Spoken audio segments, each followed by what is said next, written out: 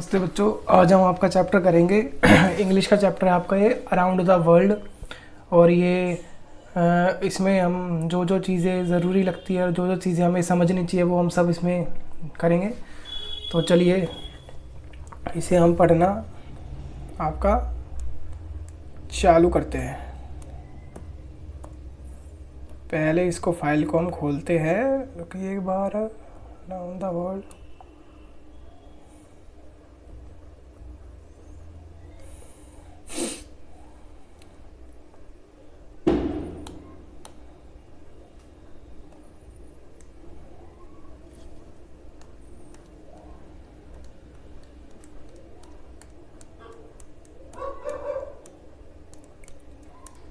ये आपका आ गया अराउंड द वर्ल्ड चैप्टर। ठीक है, अब हम इसको पढ़ना चालू करते हैं।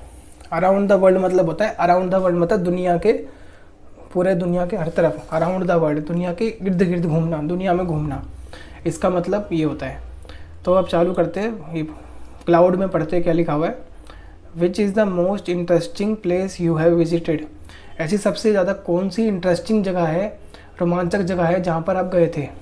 How did you go there and return. आप वहाँ पे कैसे गए और वहाँ से कैसे वापस आए। Have you travelled by different means of transport.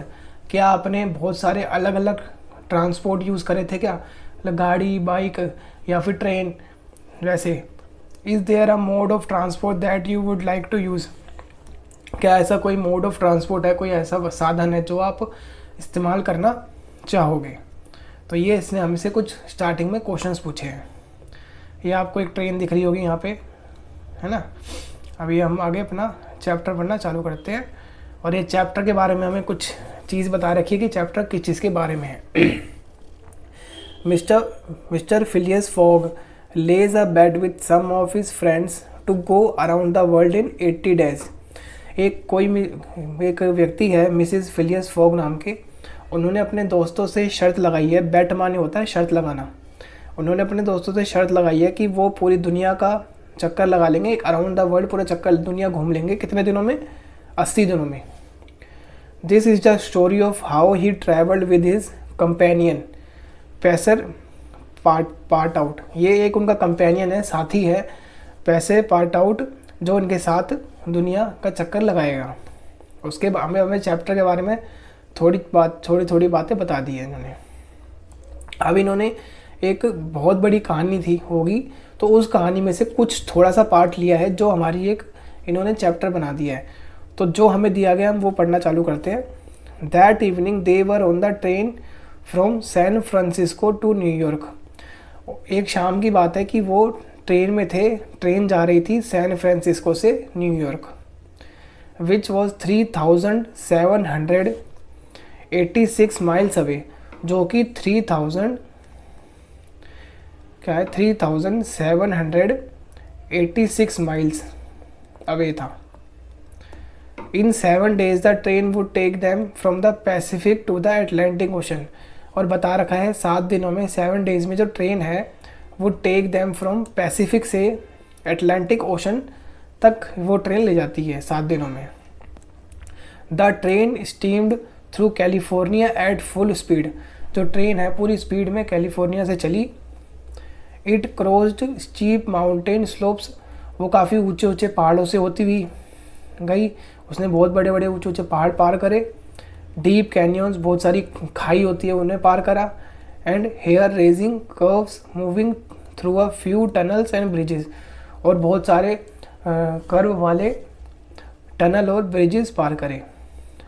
Suddenly the train slowed down as a herd of buffaloes charged across the railway track.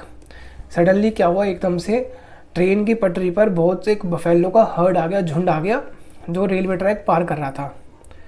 The train was forced to stop till the procession passed like a great brown river. और तब तक वो train रुकी रही, तब तक वो सारी जो भैंस थी, वो बफेलोज थी, वो पार नहीं कर गई।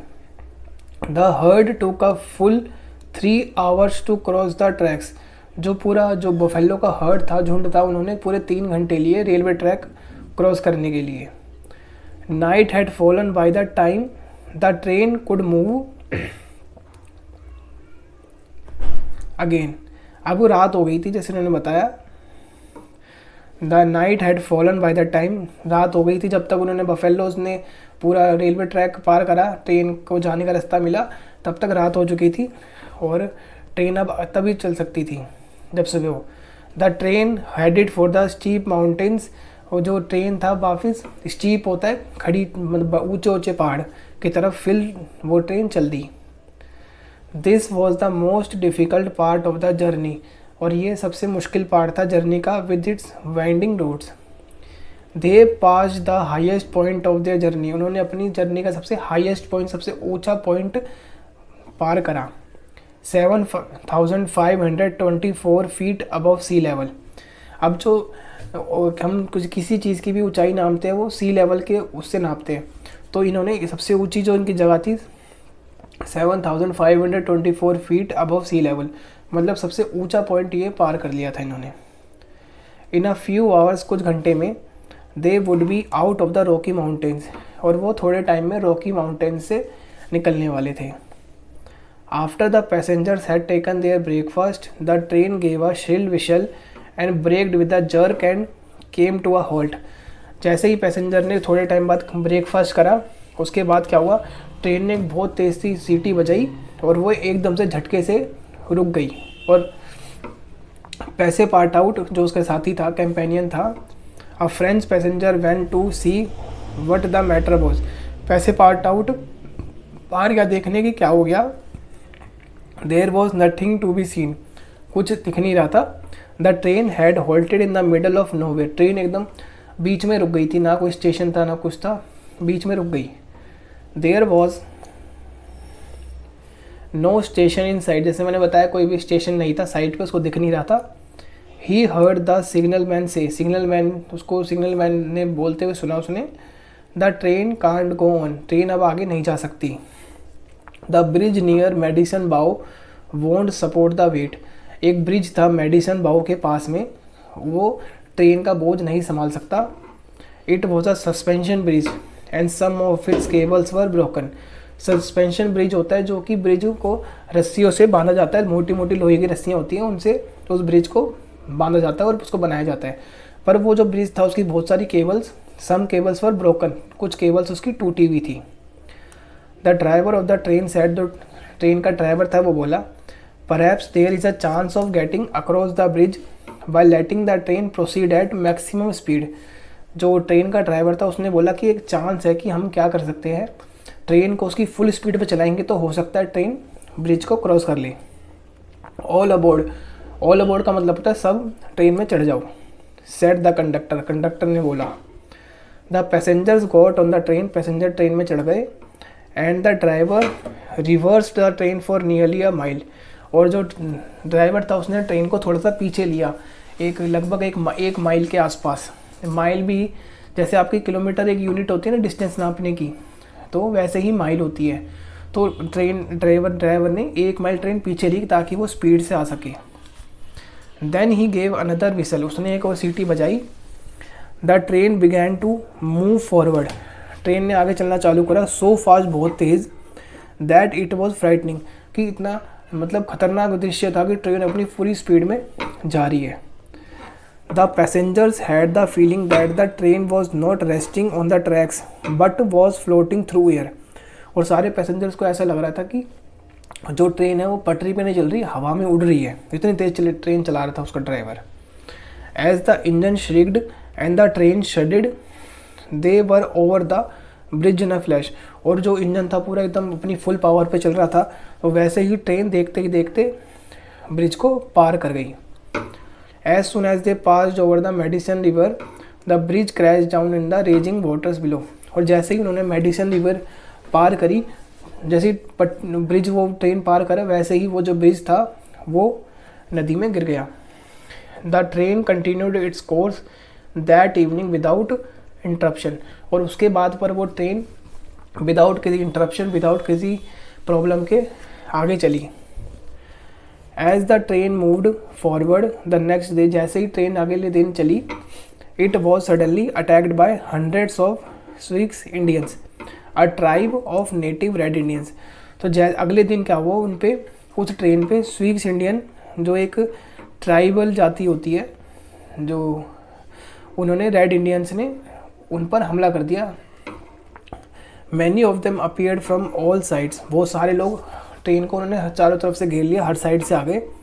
Jumped on the moving train, चलती हुई ट्रेन में वो कूद गए, चढ़ गए। And pulled themselves up the steps, और उन्होंने सबको अपना अपना पकड़ लिया। They were armed with rifles, उन सबके पास राइफल बंदूकें थी। Some of the travellers had revolver, और कुछ के पास जो ट्रैवलर थे वो रिवॉल्वर रखते थे, जो पैसेंजर थे उन्होंने उनमें से कुछ के पास रिवॉल्वर भी थी। दे डिफेंडेड, देखो आप देख सकते हो ये सारे जो रेड इंडियंस डाकू जो होते हैं, इन्होंने ट्रेन को घेरा हुआ है। themselves bravely by answering with pistol shots, और जो कुछ पैसेंजर थे उनके पास पिस्टल्स थी, गन्स थी, तो उन्होंने जैसे कि वो जो रेड इंडियंस थे, ट्राइबल कम्युनिटी थी, उन्होंने गोलियां चलाई, तो दूसरे जो पैसेंजर उस ट्रेन में बैठे हुए थे उन्होंने भी उन पर गोलियां चलाना चालू कर दिया। The conductor cried out, the train must be stopped और वी आर लॉस्ट, कंडक्टर चिल्ला के बोलता है कि हमें या तो ट्रेन रोकनी पड़ेगी या फिर हम हार जाएंगे। I will go said the Passepartout, Passepartout ने बोला कि मैं जाता हूँ ये करने। ही ओपन द डोर, उसने दरवाज़ा खोला। And unseen by the red Indians he slipped under the racing train, वो फिर रेड इंडियंस जो ट्राइबल जिन्होंने इन पे हमला करा था उनसे वो छुपा कर आगे गया ट्रेन के। And holding on to the chains he slowly reach the engine, और वो जैसे जैसे धीरे धीरे करके इंजन तक पहुँच गया। Then he separated the engine from the coaches, और उसने जो इंजन को कोचेज से अलग कर दिया। They started to slow down, फिर वो अब इंजन अलग हो गए तो सारी ट्रेन जो थी वो धीरे धीरे करके रुकने लग गई। They had neared a station where soldiers attracted by the sound of shots hurry toward the trains, और वहाँ पर एक स्टेशन के पास में बहुत सारे जो सोल्जर थे वो थे, पर उन सोल्जर्स ने जो सारी गोलियाँ चल रही थी उनकी आवाज़ सुन ली थी, तो वो उस ट्रेन की तरफ सारे सोल्जर भागकर आ गए। The red Indians on board so them, red Indians जो ट्राइब जिन्होंने इन पे हमला करा था ट्रेन पर, उन्होंने उनको देख लिया सोल्जर्स को। And quickly jumped of before the train stopped entirely, और ट्रेन पूरी रुकती इससे पहले ही वो कूद कर वहाँ से चले गए। ये थी हमारी कहानी अराउंड द वर्ल्ड। ठीक है, अब हम इसके थोड़े बहुत न्यू वर्ड्स समझते हैं। जैसे आपको न्यू वर्ड्स यहाँ दिखा रखा है। प्रोसेशन, प्रोसेशन का मतलब होता है बॉडी ऑफ पर्सन और एनिमल्स वॉकिंग टुगेदर, मतलब जब बहुत सारे लोग या फिर जानवर साथ जाते हैं तो उसको प्रोसेशन बोलते हैं। Canyons, deep narrow opening usually with the stream, canyons होता है जहाँ पे deep narrow opening usually with the streams. Supporting, keep from falling, गिरने से बचाना। Conductor, person in charge of a बस, आपको पता है कंडक्टर क्या होता है, जो फिर ट्रेन और बस का इंचार्ज होता है। अभी हमसे कुछ क्वेश्चन आंसर पूछे हुए। Which tribe of red Indians attacked the travellers, traveller को कौन सी रेड इंडियंस की प्रजाति ने हमला करा था? तो हमारे जो आंसर है वो है कहाँ ऊपर है आंसर हमारा, ये सियूक्स इंडियंस, ये इसका आंसर हो जाएगा। Sioux Indians attacked the passenger. Which was the highest point of your journey, वो क्वेश्चन में बताया था आपको, highest point of the journey था उनका 7,524 feet above the sea level, ये इनका सबसे हाईएस्ट पॉइंट था।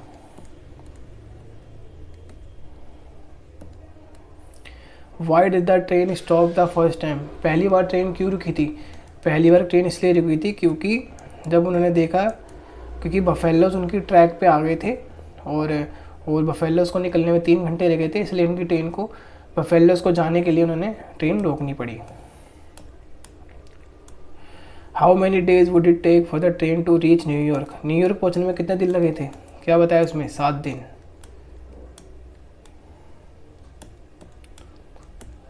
जैसे आपको बता रखा है।